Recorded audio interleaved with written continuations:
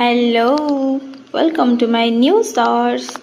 तो पछ वीडियो रे थिला कि आम माने पूरी रूम पहुँचला परे आम माने रेडी होइकि बाहरलु मंदिर जिबा दर्शन करबा पई।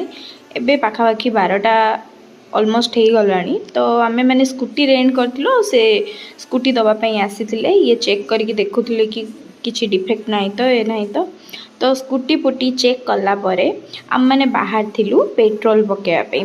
पेट्रोल आम मन को बड़ दांडे पकेबार थिला। तो ये आम स्कूटी जाऊँ जानुरी मसरे सेते बेले एते खरा थिला, बहुत ही खरा थिला। तो एमती आम माने जाइकी पहुँच जाइलु पेट्रोल पंप रे।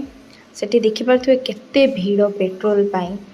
बहुत टाइम वेट कला परे फाइनाली आम माने पेट्रोल पकेइकिना बाहरिलु मंदिर आड़को।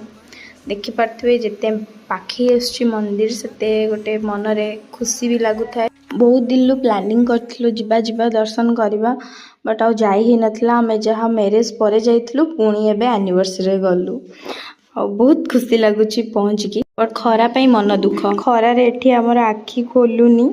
तो जहाँ भी हो आसिकी फाइनाली मंदिर पाखापाखि पहुँचलु।